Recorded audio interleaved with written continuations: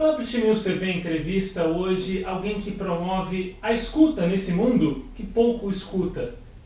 A gente vai falar com André Palme, o homem Olá. da Storytel, uma das pessoas que promovem o audiolivro hoje no Brasil. Pois é. Entre outras 1000 coisas que você já fez na vida. Já fiz bastante. Com essa carinha de novinho, mas eu já fiz bastante. Pois é, André, como é que é isso, assim, ter 25 anos de idade e 53 de experiência no mercado editorial? Eu não tenho nenhum nem outro, né? Não, eu tenho 34. Bem vividos. Cara, a minha entrada no mercado editorial foi muito por acaso, assim. Eu tô olhando essa máquina de escrever e tô me lembrando. Essa máquina me lembra muito meu avô materno. Ele era médico, mas ele começou a escrever poesia com 7 anos. Doido, né? E aí com 14 ele tinha escrito um livro de poesias, que ficou na gaveta, e ele, enfim, não sei, ficou. E ele nunca publicou nem nada.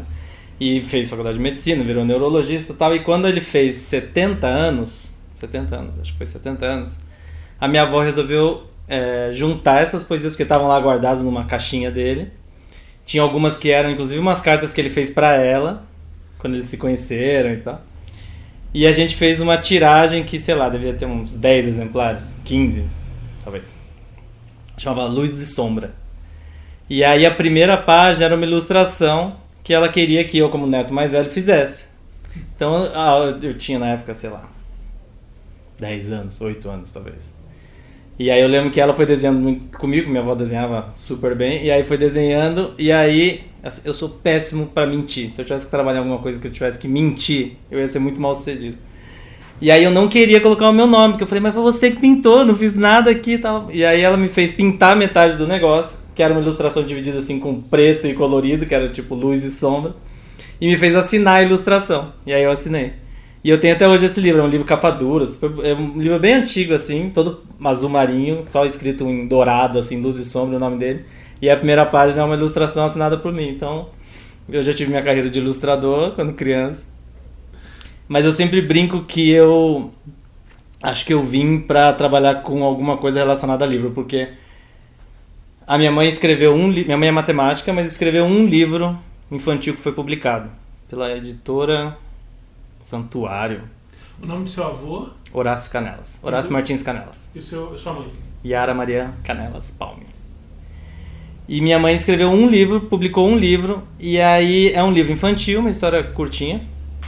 E aí a editora contratou um ilustrador para fazer as ilustrações do livro. Chama O Menininho Verde. E aí o ilustrador fez um menininho com cabelo loirinho e tal. E no dia do lançamento do livro, minha mãe descobriu que estava grávida de mim. Então, quando eu tenho que contar uma história fofa, eu digo que eu nasci livro. Eu cresci no interior, cresci em São José dos Campos. Porque na época meu pai foi trabalhar lá. E aí a gente voltou para São Paulo em 2004. E na época eu estava bem na fase de fazer cursinho, aí fui fazer cursinho ali no Objetivo. E entrei em psicologia na PUC. Porque na época eu trabalhava como voluntário em alguns treinamentos, esses treinamentos vivenciais, que você vai no final de semana e fica lá, e eu era das equipes de apoio desses tipos de treinamento. Também molequinho, eu tinha, sei lá, 17 anos, eu era o único da equipe de apoio com menos de 40. Todo mundo tinha 40, 45, e eu tinha feito, porque meus pais participavam muito. Aí eu fui, achei legal pra caramba. E aí me candidatei para ser parte dessa equipe voluntária, que era basicamente uma equipe que ia para ajudar ali nas vivências e dar o suporte. Basicamente a gente fazia tudo, servia água para as pessoas, papel higiênico, que todo mundo tá chorando o tempo inteiro nesse tipo de exercício. Quem conduzia isso era um amigo da minha família, que fazia isso já há algum tempo, e ele foi muito inspirado por um cara americano chamado Anthony Robbins, que agora está um pouco mais conhecido no Brasil, porque a Netflix fez um documentário dele que chama Eu Não Sou o Seu Guru. Ele é um best-seller, um cara que juntou um pouco de uma técnica que foi criada por 2 americanos na Califórnia pós-guerra do Vietnã, chamada PNL, que é Programação Neurolinguística, que é algumas técnicas para você mudar alguns comportamentos, algumas coisas que te incomodam. Eles usaram isso muito com veteranos de guerra que voltavam com muitas questões, enfim, e aí precisavam conseguir viver de novo, ter uma rotina minimamente possível. E aí ele juntou isso com alguns aprendizados que ele teve e ele se tornou um cara muito grande nesta área que ele defina como desenvolvimento humano. E ele não é um cara acadêmico, mas aí ele foi estudar e trouxe muitas teorias. A principal teoria que esse cara usa é uma teoria do Abraham Maslow, que quem estudou publicidade, por exemplo, conhece, que são as pirâmides das necessidades humanas e tal. E aí esse cara adaptou isso para uns treinamentos e ele dá esses treinamentos para milhares de pessoas, que são basicamente programas onde você vai para o que todo mundo hoje conhece como coach. Esse cara faz há 30 anos. E aí eu tinha decidido que eu queria fazer isso da vida. Com 18 anos eu decidi, não, eu vou seguir nisso, eu quero me profissionalizar, e aí fui fazer psicologia. Aí prestei psicologia. Na época o currículo da PUC era um currículo muito bom. Era o único, não me lembro se era o único, mas era talvez o melhor curso integral que existia de psicologia. E aí eu prestei só PUC, passei, que não era uma grande dificuldade. Passar na PUC naquela época em psicologia eram 2 alunos por vaga, então se alguém faltasse na prova, provavelmente você já tinha entrado na faculdade.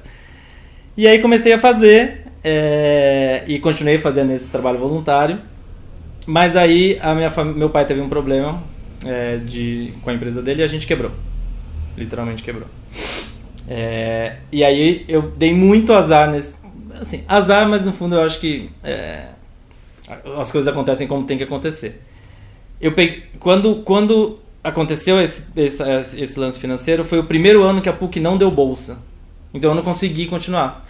Eu continuei um semestre como ouvinte, na esperança de, sei lá, conseguir uma bolsa ou de algum jeito fazer alguma coisa. Mas aí chegou uma hora que eu falei, não, eu vou ter que... Porque aí isso aconteceu na metade do segundo ano. O mundo cai. Cara, foi... Assim, eu posso dizer que até aquele momento eu tive uma vida muito privilegiada, muito incrível. Eu sempre tive muito... Assim, primeiro que eu sou branco, hétero e cis. Então isso já me coloca numa posição infinitamente privilegiada e eu sei disso. Que hoje a gente consegue ver isso, né? Mas naquela época era minha vida, sei lá, eu tava só vivendo ali naquela bolha onde eu vivia. Então, eu sempre tive uma vida muito, muito privilegiada, muito tranquila, morei fora criança, sempre tive acesso a boa educação. Meu avô era um cara que... Meu avô paterno sempre morou na Alemanha. Ele veio e morou 30 anos no Brasil e voltou pra Alemanha. Mas o meu avô materno e minha avó, com as quais eu convivi muito, meu avô assinava National Geographic. Aí ele tinha na casa dele Mirador, Barça, todas as enciclopédias, e ele fazia questão de mostrar tudo. Então, eu tive uma vida muito legal, assim, muito privilegiada, tive uma infância maravilhosa, não posso reclamar de nada. Minha vida foi realmente muito incrível. E esse foi o primeiro momento onde realmente as coisas mudaram. E literalmente, a gente morava, quando a gente voltou para São Paulo, a gente morava ali na Padre João Manuel, quase esquina com Oscar Freire. E ali tem um café chamado Santo Grão, que é muito bom, por sinal. E eu ia ali como cliente, ia ali com meus pais, final de semana, domingo e tal, não sei o quê. E aí quando aconteceu isso, coincidiu com a separação dos meus pais. Meu irmão era muito pequenininho, meu irmão tinha 12, 13 anos. E aí o meu pai mudou pro interior e a gente ficou em São Paulo. Bem no perrengão, assim. E aí eu não tive muita alternativa, eu fui bater na porta do Santo Grão, porque as pessoas me conheciam, porque eu ia lá como cliente. E falei, eu precisava trabalhar. Tipo, posso trabalhar como garçom aqui, alguma coisa do tipo. E acho que esse talvez tenha sido o maior aprendizado, assim, da minha vida, tanto como uma mudança muito grande de visão de mundo mesmo, assim. Era um lugar que eu ia como cliente. E literalmente o que eu gastava como cliente em 20 minutos sentado no Santo Grão era o que eu ganhava em um dia de trabalho, trabalhando 8 horas carregando bandeja. Então, cara, foi um aprendizado ferrado, assim. E acho que foi o maior aprendizado que eu já tive de atendimento ao público, assim. De saber atender as pessoas, de tipo, entender o que as pessoas precisam. Aí eu fiquei lá por uns 4 meses mais ou menos, que foi esse final desse ano, que eu decidi parar a faculdade. E aí foi quando eu falei, não, então eu preciso de um trabalho. Eu não posso dizer que eu nunca passei fome, seria mentira eu dizer isso, eu sempre tive um lugar pra morar. Mas era uma época de muito, muito perrengue mesmo, assim, de dinheiro muito contado, de amigos nossos ajudando com cesta básica, com essas coisas assim. E aí o tio dos meus primos, que não é o meu tio, Ele é casado, enfim, é uma conjunção assim, mas não é da minha família. É o Emmanuel Bassolet, que é um chefe de cozinha bem conhecido, que é o chefe do Sky, que é aquele restaurante ali do Hotel Unique, aquele hotel que parece uma melancia. E aí eu mandei uma mensagem pra ele e falei, cara, preciso trabalhar, tem como você, tipo, mandar o meu currículo aí dentro e tal, não sei o quê. Enfim, o cara é o chefe de cozinha lá, eu mandei isso numa quinta-feira, segunda-feira eu tava trabalhando. E aí eu fui trabalhar como assistente de garçom, que é o que a gente chama de cumim. Que é basicamente quando você tá num restaurante um pouco maior, tem gente, provavelmente você já passou por isso. Você chama alguém assim, você fala, eu queria uma água. Aí o cara fala, não, peraí, eu vou chamar o garçom, porque eu não posso tirar pedido. Porque o cumim é justamente esse cara que pega as comidas ali no balcão, leva até as mesas, pega as bebidas, leva até as mesas e limpa as mesas, tira as coisas, mas não tira pedido. Isso é tipo quando você tem uma promoção na sua carreira, aí você vai pra garçom, aí você pode tirar pedido. E aí eu fui trabalhar lá, eu trabalhava no café da manhã e no almoço. Então eu entrava mais ou menos umas 6:30 da manhã e saía umas 3 da tarde. E acho que a coisa mais difícil desta profissão é que você não tem final de semana e feriado, né?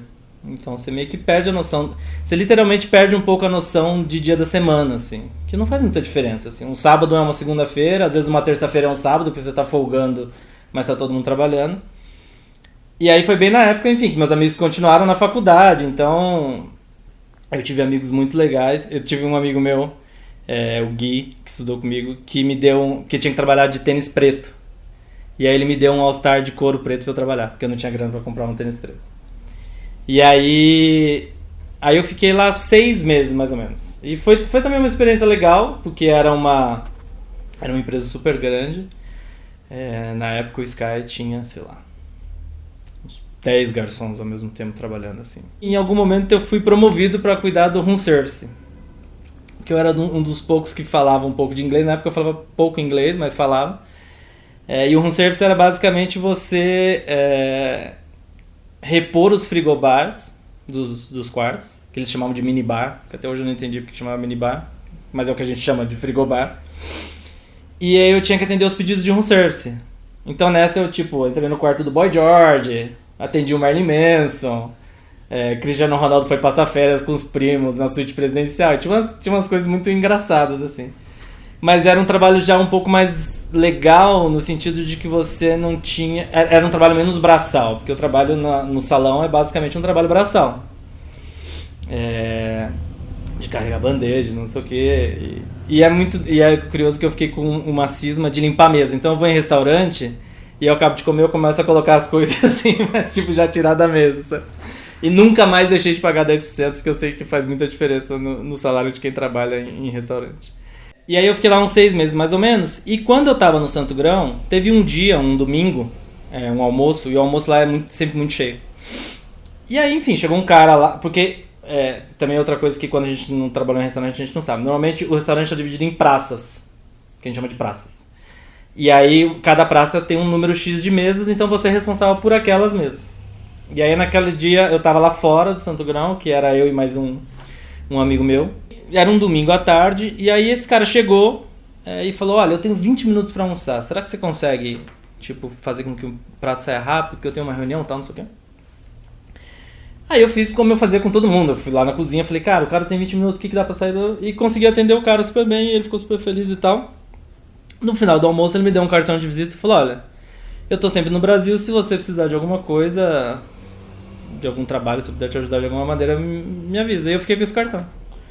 E eu falei, caramba, será que eu ligo? Coisa incomum, né? Assim. Super incomum, assim. O cara, sei lá, gostou da maneira que eu fui simpático, consegui fazer o que ele precisava ali e tal, me deu o cartão.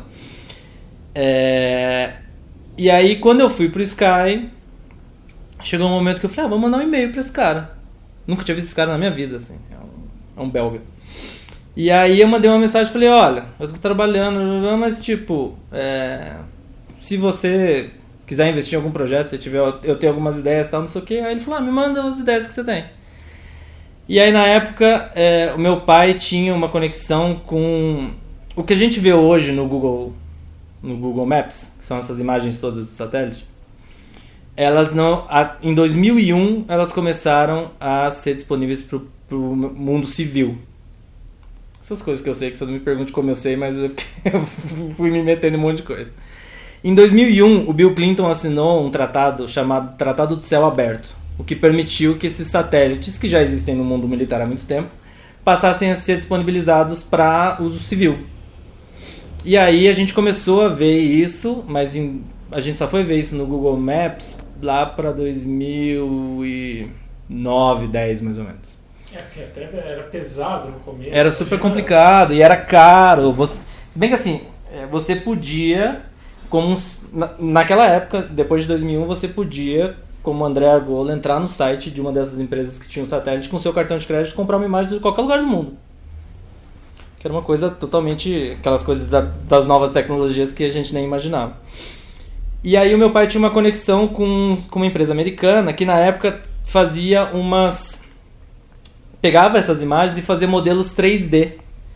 Então você podia usar isso, por exemplo, para fazer planejamento urbano, para fazer planejamento de áreas agrícolas, para, sei lá, pensar obra de engenharia viária, de urbanismo, planejamento e tal.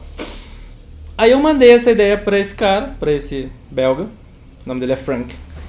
E aí ele falou, eu topo, monta um business plan que eu topo. E aí foi o primeiro CNPJ que eu tive na vida, isso foi em 2008, aí eu pedi demissão do Sky, depois que a gente assinou o contrato, e convenci ele a investir R$200 mil.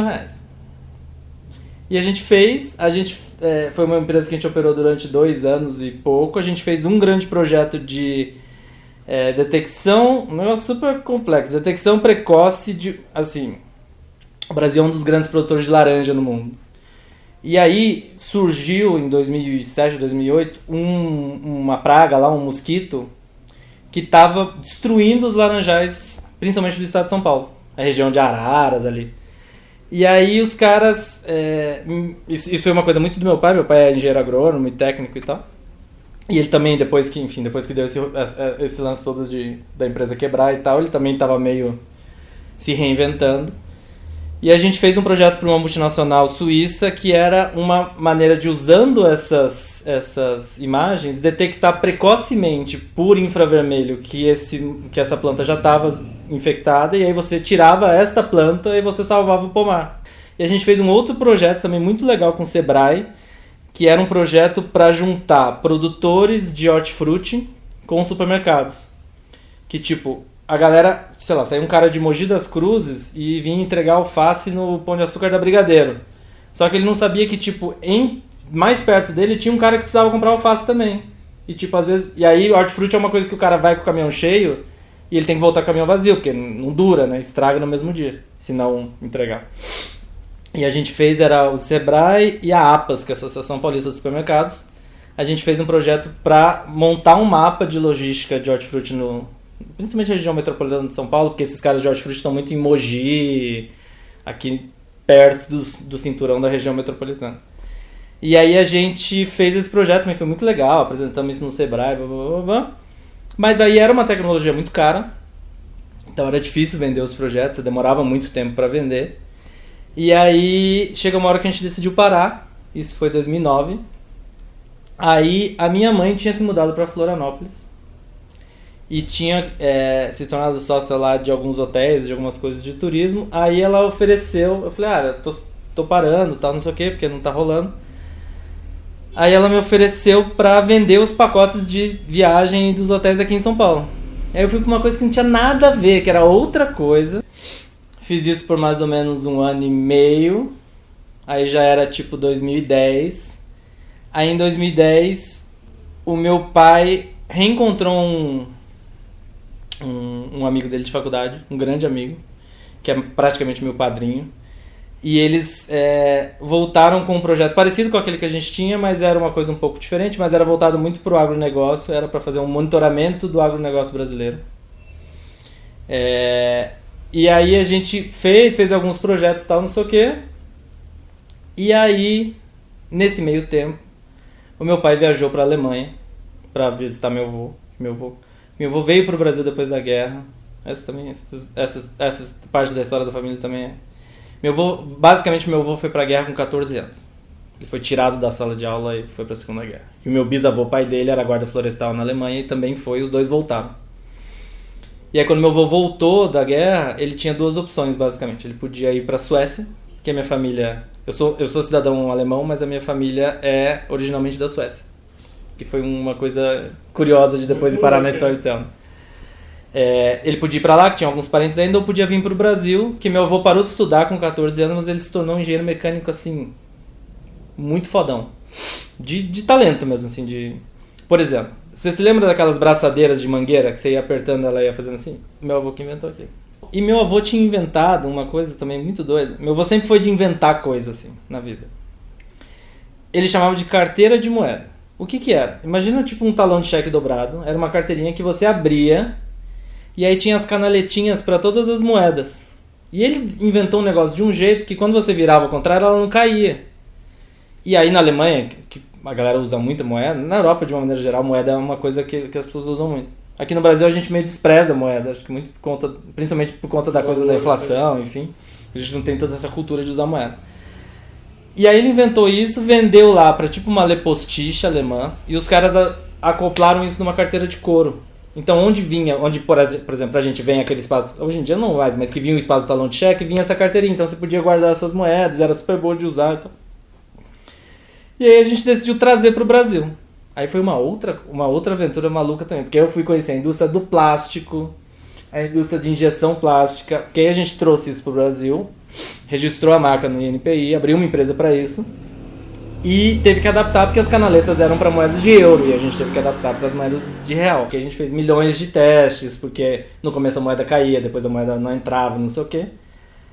Até que a gente chegou num protótipo, conseguiu fazer e aí a gente começou a distribuir isso para a Lepostiche.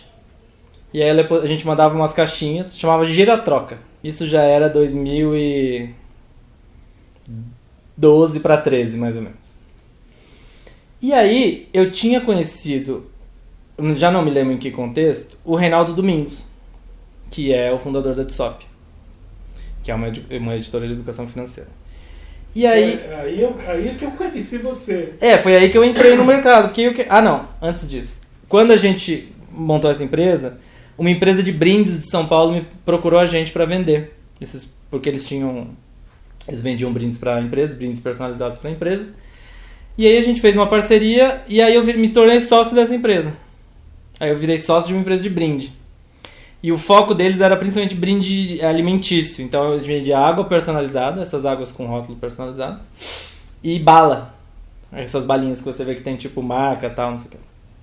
Aí também fiquei acho que um ano mais ou menos fazendo isso. E aí eu me lembrei desse contato com o Reinaldo e falei, putz, tem tudo a ver com educação financeira, né? De repente ele dá de brinde, sei lá, final de ano, qualquer coisa do tipo.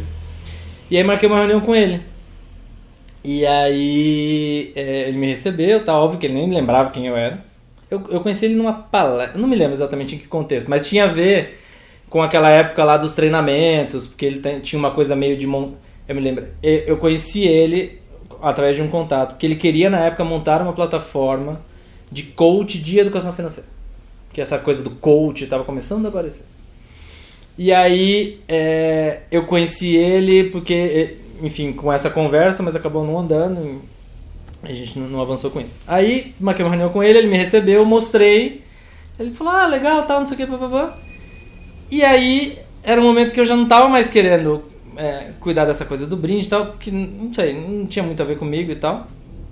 Aí eu tive muita cara de pau na minha vida, assim. Eu acho que sempre funcionou. Eu mandei um e-mail pra ele e falei, olha, sou sócio dessa empresa, tal, tudo isso aqui, mas eu tô querendo sair, você tem uma vaga aí pra eu trabalhar em alguma coisa? Aí ele falou, olha, vem conversar comigo. E aí ele precisava na época, porque a Tsop basicamente, eu saí de lá há algum tempo, não sei como ela tá organizada hoje, mas basicamente ela era uma empresa de prestação de serviços de educação financeira, então tinha curso, workshop, formação de educadores financeiros, tinha todo um material didático criado em cima disso, um trabalho muito bonito, muito legal. E tinha uma editora que estava começando, que na época Simone Paulino era quem chefiava tudo isso. E ele falou, olha, eu preciso de alguém aqui para pensar em o que mais a gente pode fazer para transformar essa metodologia de educação financeira em produtos que a gente possa disponibilizar para as pessoas. E aí eu entrei como gestor de produtos da empresa. E ninguém sabia o que eu fazia, nem eu sabia o que eu tinha que fazer. Era uma empresa razoavelmente grande, assim, acho que a Tsop na época tinha uns 30 funcionários, mais ou menos, ali na Paulista. E ninguém sabia o que eu tava fazendo lá, eu também não tinha muita ideia do que eu tava fazendo lá, mas eu falei, eu vou, né? E aí eu lembro que quando chegou meu cartão de visita, eu mandei a foto pra minha mãe e falei, olha, agora eu sou gestor de produtos aqui, gestor de novos produtos. E aí aconteceu que eu comecei a fazer isso, e aí a editora na época ficava num prédio separado, e aí eu fui conhecer a editora, e aí eu lembro que todo mundo me dizia, olha, cuidado que Simone é muito brava, hein? Não sei o que lá. E aí eu fui, enfim, a gente se identificou super. Simone é uma das minhas madrinhas, assim, desse mercado. Ela foi... Depois que eu entrei nesse mercado, eu encontrei pessoas que foram muito, muito fofas e muito queridas comigo, muito pacientes de sentarem e explicarem. Porque, enfim, eu não conhecia absolutamente nada desse mercado. Eu só conhecia o que eu só sabia o que era um livro, o que era uma livraria, e ponto. Meu conhecimento acabava aí. E aí aconteceu que eu entrei como esse gestor de novos produtos, e aí teve um rearranjo lá dentro da Adsop, e eu acabei assumindo como gestor de marketing, que eu não tenho formação nenhuma em marketing.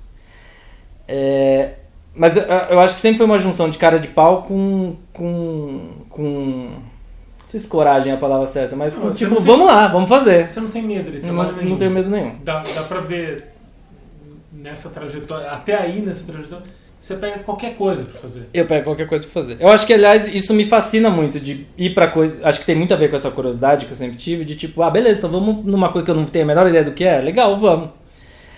E aí, fui pra gestor de marketing, aí comecei a fazer bastante coisas com a editora. Isso foi no segundo semestre de 2013. E aí, quando chegou no final do ano, eu tive uma conversa com o Reinaldo e falei, olha... Que aí eu era gestor de marketing das duas frentes, da editora e da educação. E são negócios muito diferentes. Até porque na época a editora estava começando um catálogo de literatura infanto-juvenil, então eu saía de reuniões de literatura infanto-juvenil para falar de curso de educação financeira em Manaus, sabe assim? Eram coisas muito diferentes. Que a maioria das pessoas talvez ficasse pirada nesse momento, e pra você tudo bem. Não sei, cara. Eu sei que pra mim foi divertido, era legal. E aí eu tive uma conversa com o Reinaldo e falei, olha, a partir de janeiro, se possível, eu fico só na editora. E aí eu me tornei gestor executivo da editora. E aí eu era responsável por comercial e marketing, e depois ele me deu a logística também. Então eu era responsável por comercial, marketing e logística, e a Simone era responsável por toda a parte editorial. E a gente fazia uma dupla muito boa. E aí eu assumi o comercial. Na época de SOP não tinha muito uma atuação em livrarias, muito não era a praia da SOP. A SOP estava muito nessa coisa de vender os livros, os programas paradidáticos para as escolas, estava nessa luta de tornar a educação financeira uma matéria obrigatória, e aí então disponibilizar o material didático. A gente tinha um material didático, mas a gente não podia chamar de material didático, porque não era uma matéria obrigatória pelo MEC. Enfim, e aí com Simone fui aprendendo muito. Simone literalmente sentou várias vezes comigo e me disse, olha, e ela adora escrever, né? E ela botava um papel e falava, o mercado é assim, esse aqui funciona assim, esse aqui funciona assado, tá, não sei o quê. Outra pessoa que eu conheci que também foi fofíssimo foi o Sérgio Miguel. O Sérgio na época ele era assim, na época que todo mundo via a cultura como uma coisa muito poderosa, o Miguel era talvez um dos caras mais poderosos lá dentro, assim. Não poderoso, porque ele sempre foi um cara muito humilde e muito tranquilo, mas assim, ele era muita influência, né? Ele era curador da cultura inteira, né, cara? Todos os eventos, todas as coisas, as ações da cultura vinham dele. E eu mandei literalmente um e-mail de novo, na cara de pau, mandei um e-mail pra ele e falei, cara, a gente tem essa editora aqui, tá começando, tem esses livros, vamos tomar um café? E ele foi tomar um café ali no Conjunto Nacional, onde tem uma casa do pão de queijo. E ele sentou comigo, a gente ficou 2 horas conversando, e cara, assim, me falou milhões de coisas, e a partir daí a gente começou a fazer um monte de coisas na cultura, foi muito legal. Outra pessoa também, e eu acho que assim, eu também sempre fui um pouco surdo para as pessoas que diziam que tal pessoa não ia receber, tal pessoa não ia conversar, não sei o quê. E aí acho que a que eu me fiz mais de surdo foi Beth Serra, porque na época a gente tinha um catálogo de literatura infanto-juvenil que era muito fofo, mas que ainda era pouco conhecido porque a personalidade da editora não era uma personalidade de literatura, era uma personalidade muito focada em educação financeira. E aí a gente, antes de eu entrar, já tinham tentado algumas vezes se tornar sócios associados da Finilige. E sempre a resposta foi, não, vocês não tem nada a ver com isso, tal, não sei o quê. Aí eu mandei um e-mail uma pessoa que eu não me lembro o nome me respondeu e disse, vem aqui no Rio, a gente conversa. Aí eu cheguei na escritório da Finilige, e aí... faz muito tempo que eu não falo com a Beth, inclusive. Eu cheguei lá e o cara era... Eu não me lembro o nome dele, sinceramente, mas ele era do financeiro da Finilige. Ele era um cara que cuidava lá do processo burocrático de associação. Aí eu falei, olha, a Beth Serra tá aí? Ele falou, tá, mas ela tá saindo de férias amanhã, então ela tá, tipo, despachando tudo que ela tem que despachar com as pessoas, não sei o quê, porque ela ficou um mês fora, blá, blá, blá. Aí eu falei, será que ela não me recebe, tipo, 5 minutos? Que eu queria só dar um livro pra ela, tal, não sei o quê. Resultado, ele conseguiu lá que ela me recebesse, a gente ficou 1h30 conversando e ela me contou a história da literatura infantil no Brasil. E aí, depois disso, a gente sempre se encontrava, a gente se encontrou em Bolonha, a gente se encontrou várias vezes, mas faz tempo que eu não encontro a Beth. Então foi mais uma dessas pessoas, dessas que todo mundo falava, imagina, Beth Serra, imagina, ela não vai te receber jamais, ela nem esquece, Beth Serra, ela não vai te receber. E recebeu, e foi uma fofa, uma querida. E aí, 2014, eu, enfim, fiquei só na editora e foi um ano que a gente fez muitas coisas legais. A primeira coisa que a gente fez no ano foi um lançamento, eu acho que você foi, no Museu do Futebol no Pacaembu. Sim. Que também foi outro evento que, assim, era muito caro alugar o Museu do Futebol. E as pessoas falavam assim, esquece, cara. Isso, você pode levar pro Reinaldo, mas o Reinaldo jamais vai aprovar isso. E aí eu levei e falei, Reinaldo, é o seguinte, tem esse evento aqui e você me disse que você quer ser referência nessa área, então a gente precisa... Tá bom, André, então vai lá e faz, então. E aí a gente fez um lançamento que era uma antologia organizada pelo Rufato, chamada da Entre Quatro Linhas. E aí fomos para Bolonha. A gente foi a única editora do brasileiro a ter uma programação oficial em Bolonha. A gente fez uns jogos de futebol, porque a gente tinha um livro. Foi quando eu conheci Guazelli, que também é fofíssimo. Era um livro chamado Futebolíada. Você lembra? José Santos e Guazelli. E Elor Guazelli. Ilustrado pelo Guazelli, escrito pelo Zé. E a gente fez uma versão bilíngue, italiano e português. E aí a gente era basicamente a Divina Comédia em futebol. Então tem o time do inferno e o time do céu. E a gente fez as camisas, levou e fez um jogo lá de futebol com as crianças. Foi fofíssimo. E a gente conseguiu uma coisa que também todo mundo falava que era impossível, que era a vitrine não vou me lembrar agora o nome da livraria, mas é a Livraria Infantil de Bolonha, que é a livraria oficial dos eventos da feira, numa Giannini Stoppani, eu acho que chama. Acho que é isso. Não me lembro exatamente o nome da livraria, mas na vitrine tínhamos nós e a Kozak, que na época era assim o nosso referencial do que era fazer livros de literatura infantil legais, né? Então a gente era o único que estava na vitrine brasileira além da Kozak. E a gente fez toda uma programação oficial, fez milhões de coisas, fez autógrafo, lançamos o livro do Roberto Parmigiani, Lição das Árvores, em italiano. Então foi incrível, assim, foi um evento incrível. E aí a gente voltou, isso era março, aí a gente começou a ser um pouco mais ousado e falar, então vamos fazer uma casa na Flip, né? E na época era super difícil, era muito restrito. Na época era a época que tinha a casa. E essas foram coisas que eu fui aprendendo e conhecendo ao longo do tempo, porque nunca tinha ido na Flip na minha vida. Na época tinha a casa da companhia, que era muito conhecida. Tinha os jantares do barco da Kozak, que eram muito conhecidos. A Intrínseca fazia a casa, a Rocco fazia a casa, a Record fazia a casa, mas eram assim, só as big editoras.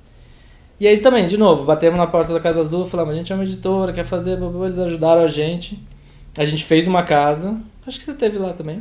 A casa da janela violeta, que era uma casa incrível que a gente achou, que era uma galeria de fotografia, de uma fotógrafa paulistana, inclusive, que morava em Paraty. E a casa estava pronta, então a gente basicamente botou alguns móveis legais, assim, uns móveis de madeira super bonitos. Eu lembro até hoje, ele obviamente não vai lembrar disso, hoje a gente se conhece, mas na época a gente não se conhecia. O Marcelo Levi, que na época era diretor comercial da companhia. E aí, no meio do coquetel, o Christopher da Casa Azul falou assim, André, você viu quem tá na sua casa? Eu falei, não. É aquele cara ali. Eu falei, mas quem é aquele cara ali? Ele falou, não, é o diretor comercial da Companhia das Letras. E o Marcelo tava lá olhando, ele provavelmente não vai lembrar disso, mas ele tava lá olhando os livros que a gente tinha e tal. Porque a gente não tinha pretensão nenhuma de vender os livros na Flip. Era uma coisa de montar uma casa com uma programação mesmo. Mas aí, enfim, as pessoas começaram a comprar, tanto é que a gente imprimiu meio correndo os preços, assim, porque nem era a ideia vender. E aí o Marcelo ficou lá olhando, aí eu fui lá falar com ele e tal, troquei uma ideia e tal. A gente se conhece hoje, mas provavelmente ele nem se lembra que a gente se conheceu naquela época. E aí eu lembro que pela primeira vez eu parei e falei assim, nossa, mas se esse cara, que companhia, no nosso mercado é a companhia, né? É uma grande referência. Se esse cara tá aqui olhando, a gente deve estar fazendo alguma coisa direito, porque provavelmente a gente tá incomodando ele um pouco ali, né? Meio aquela coisa de tipo, deixa eu sondar aqui o que esses caras estão fazendo e tal. E foi muito legal. E aí a gente, nesse ano também foi para Frankfurt, teve um stand em Frankfurt, na área de educação, com os livros de educação financeira. A gente fez vários bonecos em várias línguas e tal. Isso 2 anos depois de ter começado nisso. E aí eu dei eu dei 2 palestras em Frankfurt esse ano. Uma foi uma palestra que a gente comprou um espaço, que era um PowerPoint para explicar o que era DSOP. E tinha pouquíssimas pessoas, que eu me lembro da plateia, devia ter umas 5 pessoas, uma delas era o Mansur, outra era a Marifé, e mais 3 perdidos lá que provavelmente estavam mais descansando sentados na cadeira do que prestando atenção na palestra. E a outra palestra foi a pior palestra, o pior evento que eu já participei na minha vida, que era... Naquela época eu não falava o inglês tão bom. E era um bate-papo sobre os rumos da educação no futuro, que tinha eu, o presidente da Lego na Europa, o vice-presidente da Pearson para as Américas, um cara fundador de uma escola de idioma em Amsterdã e um coreano que também era um vice-presidente, sei lá do que. Cara, foi terrível. Foi a pior experiência que eu já tive, porque eu falava mal inglês e além de falar mal inglês, era um assunto que eu não tinha a menor ideia, tipo, quais são os rumos da educação. Então tinha muitas perguntas que eu falava assim, eu concordo com o que ele falou aqui. Eu acho que ele tá certo. Ou eu falava, não, nessa eu não tenho o que falar, não tenho opinião, tal. Foi terrível. Foi a pior experiência que eu já tive de feira, assim, de... Mas eu falei, eu vou, né? Fui convidado para um bate-papo, que a Feira de Frankfurt mandou oficialmente um convite. Falei, poxa, não posso deixar de participar, né?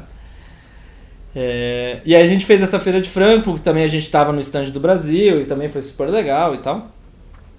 E aí acho que outra coisa que foi acontecendo durante esse tempo é que eu sou um cara muito social, e quem me conhece sabe, quem trabalha comigo até brinca que eu sou que eu não posso ver um grupinho de gente que eu vou falar, né? E a Pri, minha mulher, fala que eu não posso, que eu tô mais uma vez na Flip ela falou, você tá mais nas mesas da Flip do que os próprios microfones, né? Você tá sempre aqui falando alguma coisa e tal. E aí eu acho que isso me ajudou de ir muito conhecendo as pessoas, assim, e em 2 anos eu conhecia muita gente. Mas não... E aí isso eu me lembro que era uma coisa que a Simone me falava muito. Ela falou, você vai conhecendo as pessoas, mas você não vai conhecendo as pessoas porque você é estratégico e quer fazer um network com as pessoas porque elas são úteis pra você. Você conhece as pessoas porque você quer conhecer mesmo, porque você quer, tipo, virar amigo das pessoas. E nisso eu acabei conhecendo muita gente, muitas dessas pessoas são meus grandes amigos hoje. Você, por exemplo, eu conheci nesse contexto. E aí, neste ano de 2014, na DSOP, alguém lá falou que a gente tinha que fazer e-book. Surgiu isso numa reunião, assim. E-book. Agora tem e-book, tem que fazer e-book. E aí o Reinaldo literalmente falou, e-book, você tem que fazer. E eu literalmente fui no Google e escrevi, como fazer um e-book. E aí, por algum marketing bem feito de uma empresa, eu caí numa empresa chamada Rondana, de um cara chamado Greg Bateman, que é um americano que mora no Brasil há bastante tempo. E eles, isso foi em 2014, eles faziam muitas conversões de e-book para muitas editoras. E aí, de novo, uma sorte assim, ele falou, vou te ajudar.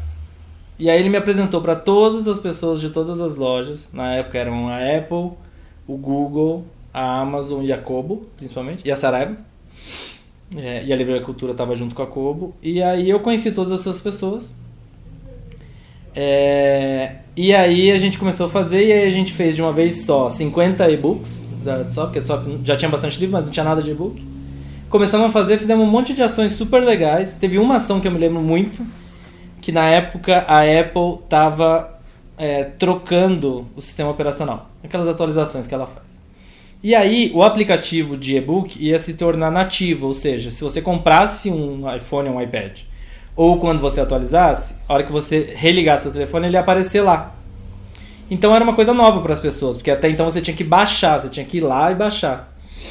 E aí o Pepe, que isso também é uma história maluca, que na época era o responsável pela e-books da Apple no Brasil, em 2014, e hoje trabalha na Storytel, é o Country Manager do México, é a posição que eu tenho no Brasil, ele tem no México, é um grande amigo também.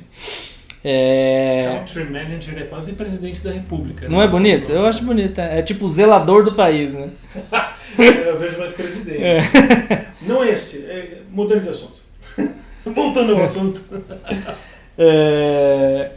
E aí a gente fez uma ação, só para contar rapidinho, a gente fez uma ação que aí as pessoas abriam o aplicativo e elas tinham uma página de boas-vindas. E a Apple selecionou 5 títulos brasileiros para colocar nessa página de boas-vindas. E o Pepe me ligou e falou, você é a primeira pessoa que eu tô ligando no Brasil e eu quero saber se você quer colocar um título. E aí era a gente, o Monteiro Lobato, o Ziraldo, bababá. Cara, aí o livro tinha que ficar de graça por 2 meses e pouco, porque as pessoas iam baixar, ver como é que era e tal. Eu sei que, cara, essa ação que a gente fez gerou 200 mil downloads do livro.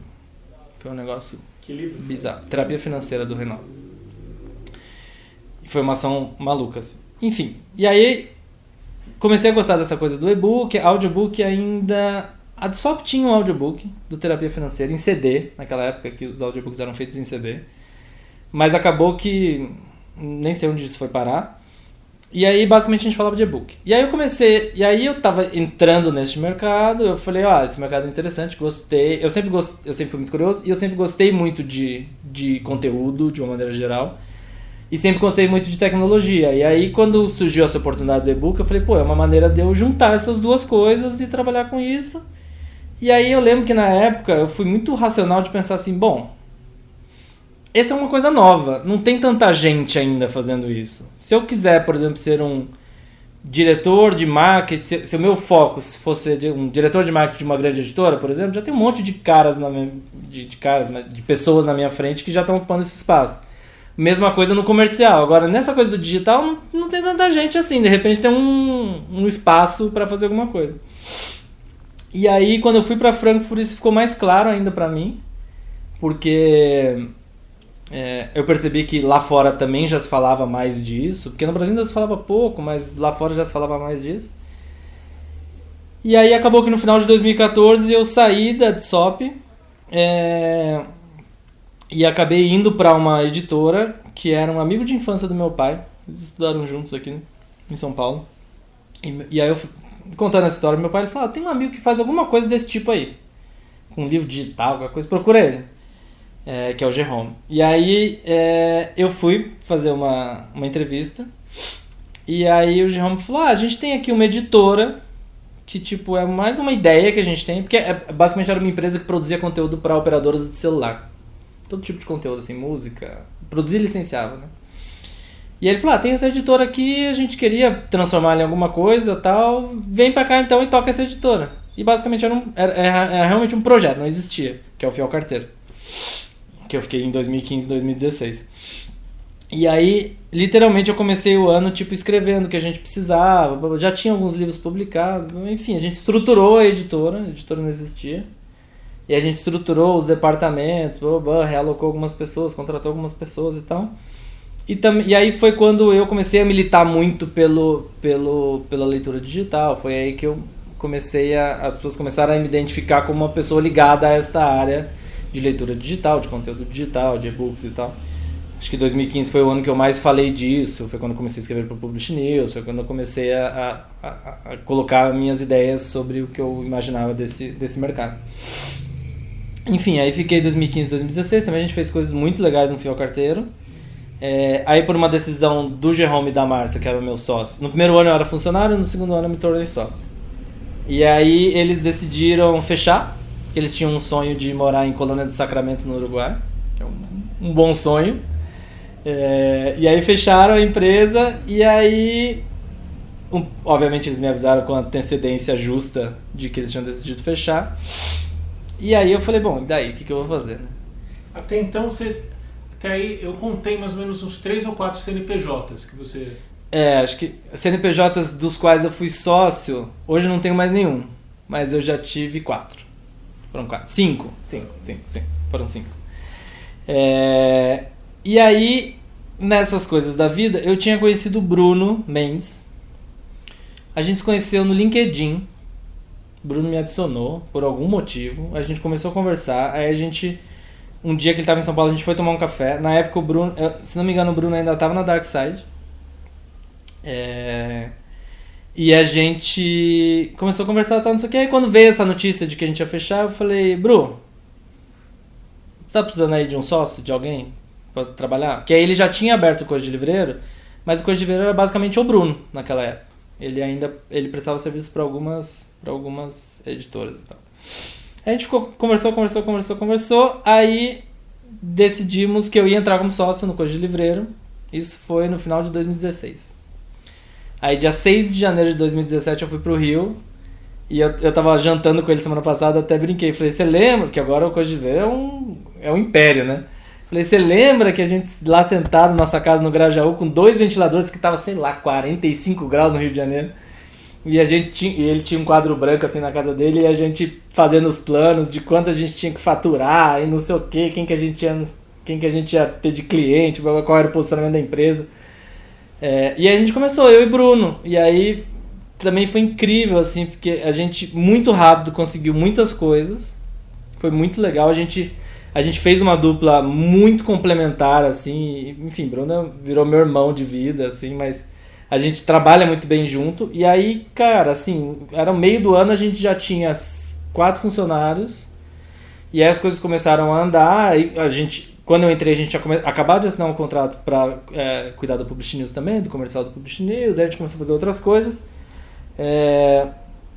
Enfim, e aí, como surgiu a história... Que aí a gente já está em 2017. 2016, 2017. Lá em Bolonha, em 2013, teve um evento que era um evento da Feira de Frankfurt se apresentando em Bolonha. E era uma mesa feita pela Marifé, que é vice-presidente da feira, com mais alguém da feira que eu não me lembro. E aí eu falei, vou lá assistir esse evento. E tinha eu, um outro senhor e mais uma pessoa no evento. E era um auditório grande, assim, tava vazio. E aí depois, no final, alguém tinha me dito, Marifé é de Frankfurt, mas é brasileira. É até bom, reconfortante saber que isso acontece também fora do país. Exato. Você não tem plateias vazias só no Brasil. E aí alguém tinha me falado, Marifé, que Marifé cuida do Brasil, blá, blá, blá, blá, blá. Aí no final da palestra eu fui lá, falei, oi Marifé, tudo bem? Sou o André, blá, blá, blá, blá. Aí a gente saiu andando, ela ia ter, acho que um coquetel do Brasil, a gente foi andando junto, caminhando, blá, blá, blá. Foi aí que, na verdade, que a gente decidiu, surgiu a ideia da DSOP ter um stand e tal, não sei o quê. Enfim, aí conheci Marifé e a gente ficou próximo e se conheceu. Aí eu fui pra Frankfurt, encontrei ela em Frankfurt, aí quando ela vinha pro Brasil, janta lá em casa, blá, blá, blá, blá, também virou amiga. E aí, em 2017, nem toda a história da Storytel eu posso contar, porque enfim, tem coisas que são da empresa, não são minhas, eu não posso contar. Mas basicamente, a Storytel pediu uma indicação de profissionais no Brasil para fazer um certo trabalho. E isso bateu na Marifé. E a Marifé, aliás, quem pediu isso foi uma pessoa que eu conheci em 2015, na primeira vez que eu fui para Frankfurt em 2014, que é o Javier Celaya, que é um consultor bem conhecido lá fora no mercado editorial. Ele até já veio palestrar aqui no Brasil. Ele tem uma empresa e ele é um cara que fala muito de... Ele tem um trabalho muito parecido com o que o Carlo Carrinho tem. De estudar o mercado, de entender como as coisas funcionam, novas tecnologias, blá, blá, blá. Mas ele é espanhol, então ele está muito focado no mercado de língua espanhola. E aí foi uma mesma coisa, assim, mandei um e-mail seco, falei, Javier, gosto muito do que você escreve, será que a gente pode tomar um café em Frankfurt e tal, não sei o quê? Cara, isso é uma regra, a gente pode seguir, isso só funciona contigo. Não sei, eu poderia ter dado muito errado, né? E aí ele respondeu, falou, não, vamos conversar, tá, não sei o que. A gente tomou um café em Frankfurt, se conheceu, e aí nos outros anos eu acabei indo pra Frankfurt também, por causa do Fiel Carteiro e tal, não sei o que. Todo ano a gente se encontrava. E aí, coincidentemente, a Storytel pediu pro Javier essa indicação. E o Javier falou com a Marifé. E a Marifé falou, tem o André e o Bruno, que estão fazendo um trabalho muito legal de mercado no Brasil, de repente eles podem fazer isso pra vocês. E aí foi uma coincidência super interessante, porque o Javier me ligou e falou, então, me indicaram você. Eu falei, pô, que bom. Então, legal. Isso foi 2017, enfim, aí as coisas caminharam. E aí em 2018, a Storytel procurou a gente para uma possível implementação do negócio no Brasil. E aí a gente começou um contrato em 1º de abril de 2018. Um contrato como coisa de livreiro. E aí, justamente uma das a gente tinha essa tarefa de começar a adquirir os conteúdos e tal, e começar uma possível operação aqui. Mas entre as tarefas deste contrato era contratar a equipe brasileira. E eram 5 posições. A minha posição hoje, a posição da Mariana, a do Antônio, a do Fernando e a do Pedro. A posição da Karina era um mix do que o Antônio faz, então ela não existia exatamente separada. E aí quando veio essa lista, eu falei, bom, todas essas pessoas, eu brinco com eles que eles foram, tirando o Fernando, que foi uma pessoa que eu conheci, que a gente fez uma seleção, eu brinco com Mariana e Antônio, e principalmente Mariana, eu falei, se você não aceitasse eu tava fudido, porque eu não tinha plano B pra essa posição. Eu queria muito que fosse você. E aí... E a única posição que eu não tinha alguém na cabeça, assim, muito claro, era a posição de Country Manager. E aí eu fiquei pensando, falei, pô, a gente podia trazer alguém de outra indústria, né, pra ter uma pegada diferente, trazer alguém que trabalhe com vídeo, ou trazer alguém de música, mas quem que a gente traz? Quem que tem disponível no livro? A gente tinha até alguns nomes de possíveis candidatos e candidatas para isso no livro. Enfim, aí... a primeira vez que o pessoal da Storytel veio, a gente fez algumas reuniões e tal. E aí, Bruno voltou pro Rio, porque Bruno tinha um monte de... A gente estava com milhões de projetos, milhões de coisas acontecendo. E aí, Bruno voltou pro Rio e falou, você toca com eles aqui? Eu falei, não, pode deixar que eu toco. E aí a gente foi pro Rio. E quando a gente estava no carro indo pro aeroporto, a Helena, que é a chefe de publishing da Storytel, falou, você já considerou ser nosso country manager? Eu falei, não considerei, né? Eu tô aqui trabalhando como um consultor e tal, não sei o quê. E aí, cara, foi uma das noites mais difíceis da minha vida, assim. Porque, óbvio, era uma oportunidade de uma vida, assim. Eu sei lá quando isso poderia acontecer de novo. Tipo, liderar uma empresa multinacional no país. É um negócio grande.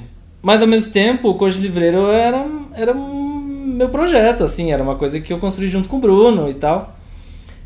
E eu lembro que eu fui dormir, assim, muito feliz, assim, feliz só por terem me considerado para uma posição dessa, que eu acho... que eu até disse para eles, eu falei, quando eu aceitei essa posição, eu tinha certeza que essa posição era muito maior do que eu, e isso me motivou de ter que correr atrás, aprender coisas que eu não sabia. Mas ao mesmo tempo triste, porque, tipo, significaria abrir mão de um puta projeto, assim. Uma coisa é você estar trabalhando numa empresa, surgir uma oportunidade, você pedir demissão e sair. Outra coisa é você ter uma empresa, né? É diferente de um casamento, sei lá, para não sei a comparação de um funcionário, mas é um divórcio, né? Não deixa de ser um divórcio. E aí o Bruno foi o Bruno, né? O Bruno, tipo, foi a pessoa mais fofa do mundo. Óbvio que pra ele e pra mim foi um momento ruim. O que me confortou um pouco de tomar essa decisão foi que a empresa estava muito bem, tá ainda melhor hoje, mas na época a empresa já estava muito bem, comparado com eu e o Bruno lá sentado no Grajaú com o ventilador. Era uma empresa que a gente já tinha 8 funcionários, já tinha um escritório super legal que na época a gente dividia com outras 2 empresas lá na Lapa, agora o Cogileiro está com um escritório lá na Barra. Era uma empresa que estava super bem estabelecida, com clientes, com contratos, com uma grana legal e tal. Então, obviamente que se fosse um momento da empresa que a empresa estivesse mal, eu jamais sairia. Não me sentiria confortável. Mas a gente teve essa conversa, foi uma conversa muito honesta, muito franca e muito... Porque se fosse o contrário, eu teria dito pra ele ir também. Sabe, eu acho que é uma oportunidade que você não sabe se vai acontecer de novo na vida. E se tivesse acontecido o contrário, com certeza eu teria tomado a mesma decisão que ele tomou de dizer, cara, vai e aproveita. E aí na época todo mundo achou que eu e o Bruno, que a gente tinha brigado. E aí toda festa que a gente tinha que se abraçar pro povo ver que a gente não tava brigado. A gente jamais brigou, enfim. E aí eu continuei, isso foi mais ou menos maio. Eu continuei no Coisa de Livreiro até novembro, que foi efetivamente quando a gente abriu a Storytel no Brasil, e aí eu pude dizer que eu era funcionário, que até então eu era um consultor. E aí eu fui trazendo as pessoas, aí trouxe Mari, que hoje é responsável por toda a nossa editora de aquisição e que pensa todo o catálogo. Depois disso eu trouxe a Mari a gente nunca tinha trabalhado junto, assim, efetivamente. A gente já tinha feito alguns projetos e tal, mas nada muito de trabalhar juntos. Aí convidei a Hermida, que é um cara que a gente já trabalhou junto, e a gente já trabalhou junto nos projetos no Fiel Carteiro, e aí quando eu ia chamar ele para trabalhar no Fiel Carteiro, ele estava mudando para fora do Brasil, e aí, enfim, não coincidiu. E aí Hermida veio, aí depois a gente teve que achar um engenheiro de estúdio, que essa foi a posição mais difícil, porque aí saía muito do nosso conhecimento, era uma área que ninguém tinha um contato fácil assim. E que aí a Pri tinha trabalhado na indústria da música, tinha um amigo no estúdio que indicou o Fernando, que tinha trabalhado com o Fernando, e a gente entrevistou outras pessoas, mas acabou ficando com o Fê, que é um menino super competente. Aliás, todo mundo, sou suspeito pra dizer, mas todo mundo é muito bom. E aí depois, aí a gente começou a ver escritório, e aí montou escritório, aí fez obra, aí não sei o que, isso tudo em 2018. Aí em 2019 a gente começou a trabalhar de lá. A gente queria tanto trabalhar do escritório que no começo a gente trabalhou com a mesa da cozinha da Mariana, e tinham chegado só as cadeiras, e aí eu tenho até as fotos, assim, era um espaço sem nada, só com uma mesa de cozinha e 4 cadeiras, e a gente tinha internet, tinha cadeira, a gente foi trabalhar de lá. E aí em 2019 a gente trouxe a Ká, que também é amiga, mas a gente nunca tinha trabalhado efetivamente junto. A gente tinha feito algumas coisas na CBL e tal, mas nada muito junto. E o último a chegar foi o Pedro, que também foi uma posição difícil, porque também o Pedro é responsável por todo o marketing online da Storytel. Então também era uma posição que não existe muito no mercado editorial, tanto que o Pedro veio de agência, então era outra coisa. E aí a gente trabalhou esse ano inteiro, até setembro, para lançar o aplicativo, porque a gente teve que fazer todas as gravações, enfim, produzir todo o conteúdo, licenciar todo o conteúdo, e fora toda a parte burocrática, advogado, contador e todas essas coisas menos românticas da história. E aí a gente chegou no dia de hoje. Ou seja, assim, que essas coisas todas que não tem, ao mesmo tempo que são novidades para você, encarar o desconhecido não tem nenhuma novidade para você?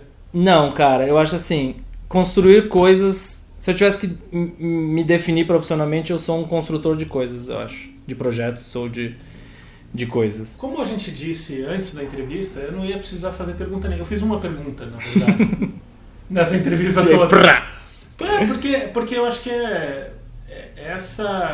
era isso que eu mais buscava nessa entrevista com você, essa diversidade da tua vivência. Que a gente fala no mundo do livro, mas não é no mundo. Para o mundo do livro. Né? E aí foram acontecendo coisas nesses anos que eu acho que foram muito legais. Primeiro, assim, quando eu prestei o vestibular para psicologia lá 15 anos atrás, eu jamais imaginava que hoje eu estaria fazendo o que eu faço. Jamais. Mas acho que as coisas aconteceram da maneira que tinham que acontecer, e também me imagino muito, gosto muito mais de onde eu estou hoje do que potencialmente do que eu projetava quando eu prestei vestibular lá atrás. E acho que é muito clichê isso, mas eu sempre lembro muito daquele discurso do Jobs que ele faz, que você faz coisas na vida que você acha que não vão servir pra nada, e de repente em algum momento elas se conectam e fazem sentido. Então todo esse aprendizado que eu tive de abrir empresa, de tipo trabalhar em coisas muito diversas, de ter que trabalhar em áreas muito diversas e tal, me deram muita bagagem para poder encarar um desafio como esse da Storytel, que envolvia falar com contador, falar com advogado, falar com arquiteto, montar a empresa e aí dar entrevista e trazer equipe e liderar uma equipe e falar com os editores e tal. Então, tudo isso só foi possível por causa de toda essa jornada que começou lá quando eu virei garçom, que tipo foi talvez o primeiro contato que eu tive com atendimento a público, atendimento a cliente. Nisso tudo, onde ficou o medo? Você teve medo em cada passo desse? Cara, se eu tivesse que te dar uma resposta muito visceral, o meu maior medo era passar o perrengue que eu passava antes. Eu acho que essa fome me deu muita motivação para encarar o novo. Mas, cara, se eu disser que eu não tenho medo, é mentira. Óbvio que eu tenho medo. Tipo, eu tô representando... Hoje, por exemplo, se eu falar hoje da posição que eu tenho, eu represento uma empresa que basicamente me dá um cheque em branco uma vez por ano para dizer, tipo, você e sua equipe são responsáveis por fazer esse negócio acontecer no Brasil. Então, se eu disser que eu não tenho medo, eu seria irresponsável. Mas eu tento não pensar muito nessas coisas. Eu vou fazendo. E eu acho que eu acho que se eu tivesse que fazer uma autoanálise, eu acho que eu tenho duas grandes habilidades. Uma de fazer, de sair fazendo. Eu sou um cara de sair fazendo. E de completar tarefas, assim. Eu gosto muito disso. E a segunda é de ter, de alguma maneira, uma facilidade de aglutinar gente. Então, assim, sempre foram aparecendo pessoas que ajudaram e talvez em momentos onde eu não soubesse como fazer, apareceram pessoas que falaram, bom, senta aqui, vou te ajudar, ou senta aqui, vou fazer pra você, eu vou te ajudar a fazer, eu vou te ensinar como faz. Então acho que isso me deu um pouco de fé, talvez seja a palavra. E aí contando essa história toda, eu sempre fui muito espiritualizado, minha mãe é espírita, enfim. E nesse meio desse tempo eu descobri a Umbanda, com esse padrinho, lá em 2000 e qualquer coisa, esse amigo do meu pai de faculdade, ele é médium e ele... Enfim, a família dele tem uma história muito bonita, o pai dele trabalhou com Chico Xavier, enfim, e aí o irmão dele é médium e trabalhou com um pai de santo que tem um terreiro, e aí lá naquela época ele me levou a primeira vez. E assim, eu sempre fui muito espiritualizado, mas eu sou batizado na igreja católica, mas a igreja católica nunca me tocou de maneira nenhuma, assim. Eu já fui em missa várias vezes e tal, mas nunca senti nada. E a primeira vez que eu fui na Umbanda foi uma coisa foi uma energia muito legal. E aí, ao longo desse processo de frequentar Umbanda e tal, eu descobri que eu sou filho de Oxóssi, que é um orixá caçador. E eu falei, tem a ver, né? Porque eu tô sempre ali caçando e buscando e essa coisa de ir atrás das coisas e tal. Então acho que tem esse terceiro elemento dessa fé e dessa espiritualidade que acho que também me compõe essa coisa dessas outras duas coisas que fazem com que eu tenha...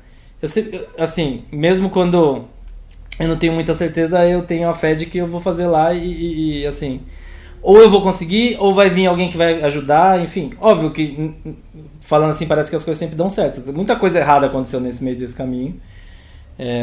Mas eu acho que é aquela coisa de... A gente tem um lema na Storytel, cultural da Storytel, que é o learning by doing. Que é tipo, aprenda fazendo. E eu acho que o que mais aconteceu comigo foi isso. Porque no fim das contas, com essa jornada toda, eu não concluí a psicologia. Eu comecei uma outra faculdade de gestão empresarial que eu fiz metade. Então, sei lá, eu sou um psicólogo empresarial, um gestor psicológico, se eu tivesse que dizer. Mas acabou que eu não fiz faculdade. Mas, assim, não como uma justificativa, mas eu acho que poucas jornadas me ensinariam tanto.